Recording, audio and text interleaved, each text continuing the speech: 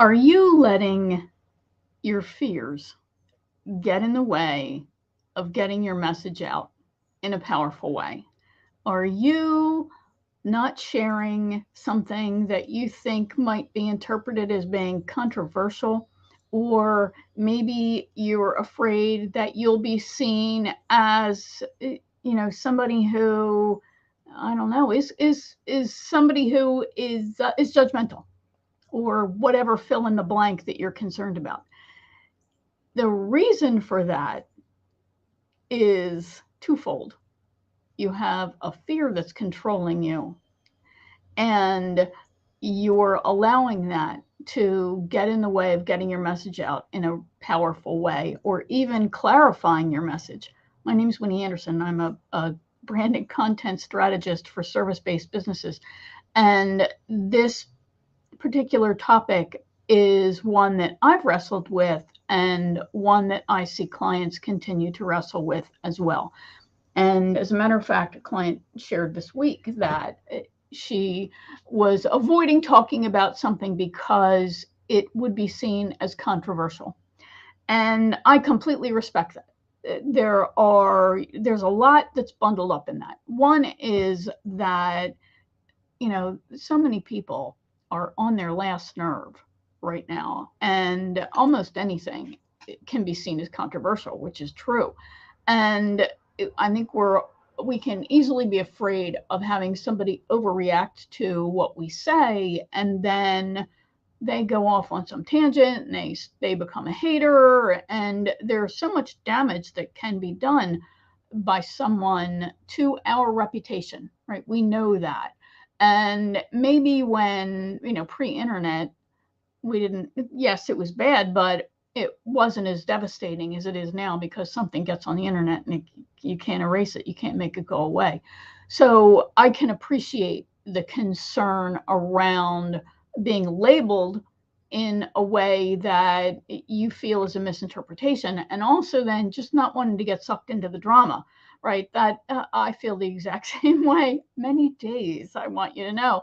But it's important to keep a few things in mind as you're working to nail your message, get your message out in a very powerful way, so you resonate with really the best clients. So I just want to share some of them with you. And of course, I have my two monitors here, one monitor to my left here, and I've got notes written actually in two different places, because just as I was about to go live, my big cat Dexter laid right down on my notes. So I had to rewrite them to get ready. So that's, if I'm glancing down, that's what I'm looking at. Okay, so this issue, we know we have to get our message out. We know that I hope you know that when you soften your message and you try not to offend anybody, your message is not typically powerful enough to attract anybody. I'm itchy because I have Dexter fur all over me.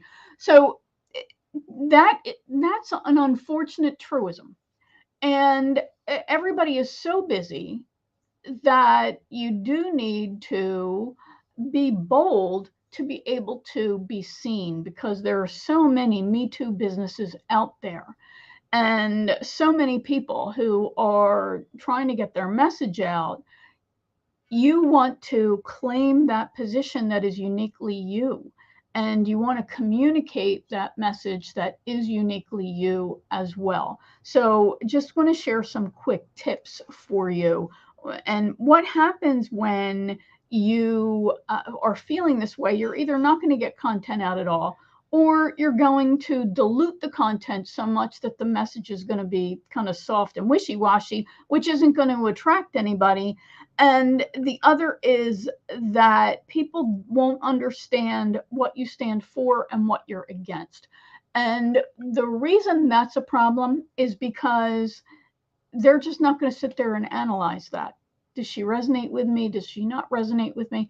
I'm not saying that you have to come out and go into a political discourse, or that you need to get sucked into some latest, national drama. That's not what I'm saying, unless that is so important to you that you do that. What I'm saying is that you must take a side. You must take a stand, or you're target audience, they're working too hard to try to understand what you're talking about. I'll give you an example. So, and I've taken some heat for this, to be honest with you.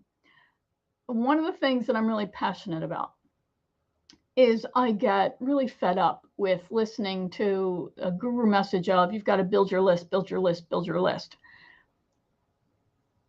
Don't build your list. Get sales, okay? In doing that, in getting clients, you're going to build your list at the same time. List building is not necessarily a client generating activity. List building is different. And it also slows the process down from helping somebody who's ready to take action now. Yes, list building is important. Yes, you want to have people who you can regularly communicate to, who raise their hand and say, yes, I want to hear from you. I'm not saying it's not. But what I'm saying is, if your focus is on getting clients, don't gum up the works by trying to build your list. You're trying to get clients, right? You're trying to help people. So that's just an example of a topic I'm passionate about that is controversial to a degree. Yes, I've had people tell me I'm wrong. I've had people send me private messages telling me I'm nuts.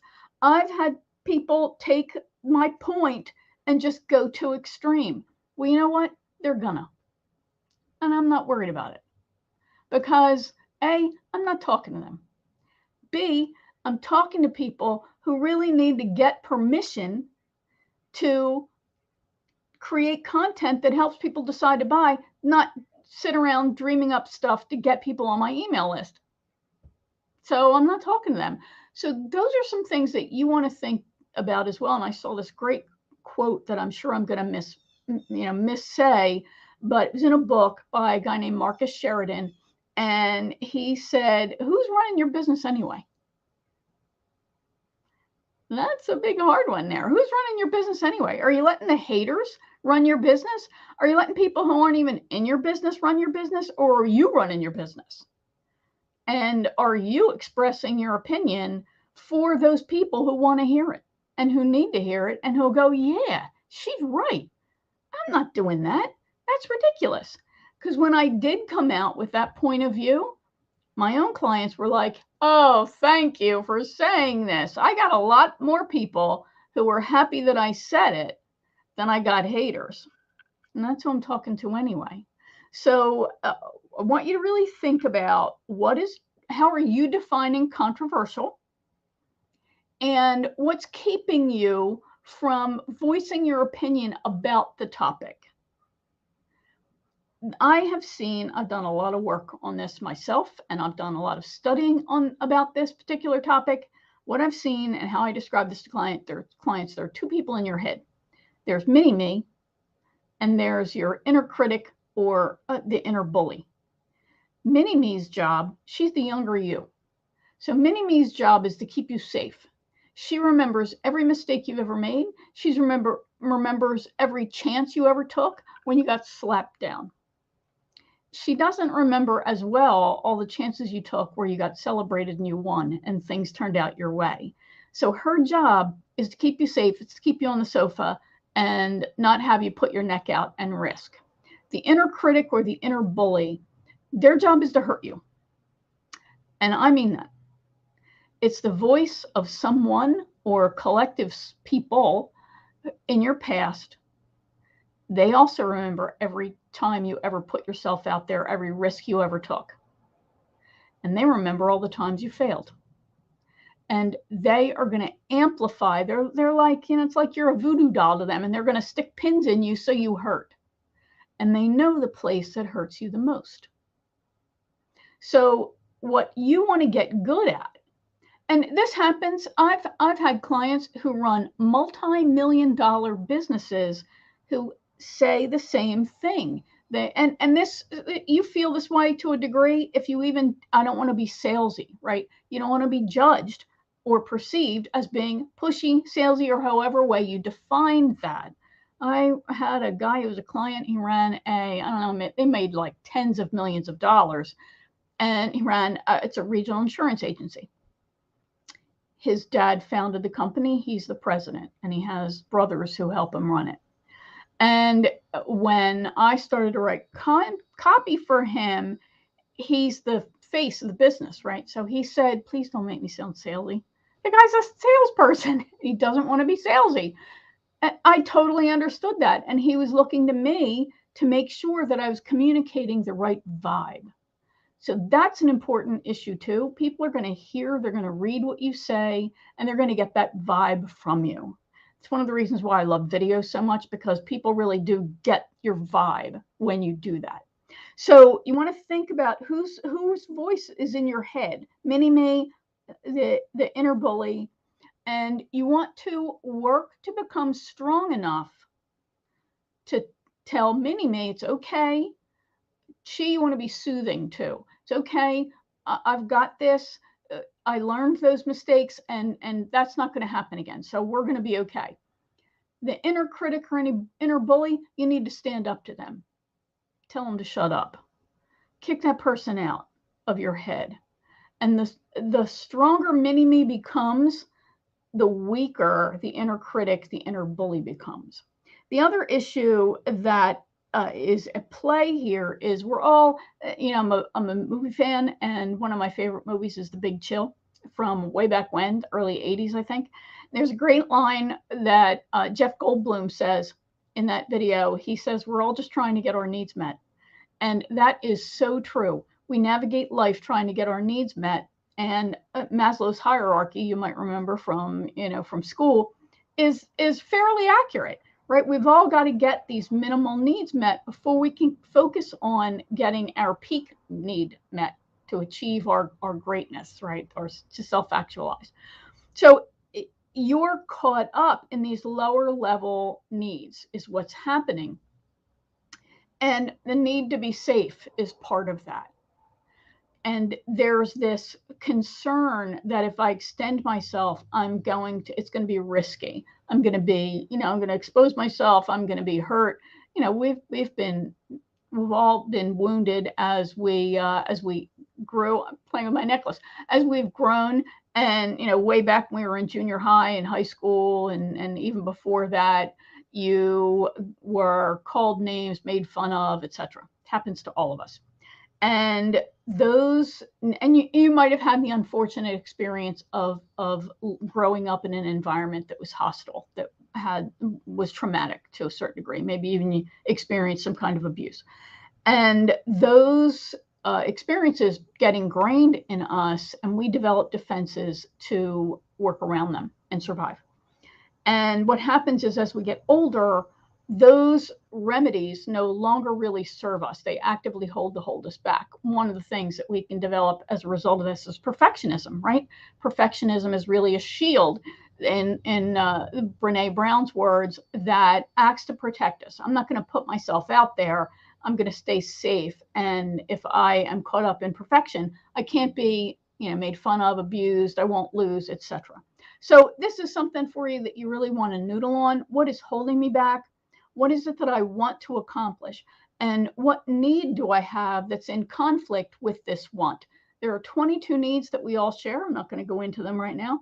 And we all have some basic wants, right? There's a need that's in conflict with what you want. I'll give you a great example. So you want to make sales, you want to get clients, you want to serve people, and yet you have a need for security and safety. That need is indirect conflict with making sales, right? Because this requires you to, selling requires you to put yourself out there, and then that need for security and safety and love is going to end up getting in the way.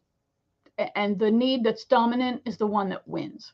So the need for security is always going to win, typically over any other need. So you really want to think about that. What's in my way? What's holding me back? You want to develop a relatively safe space to start getting your message out.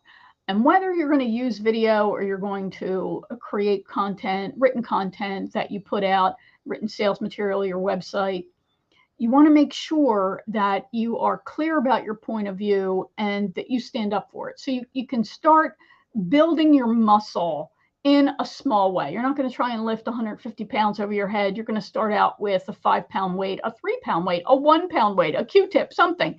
You're going to start building that muscle that is going to get you to feel more confident.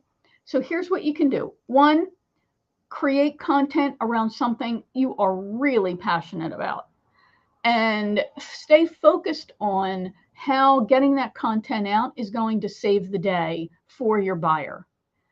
So if you can't think of anything, you have to. Sorry.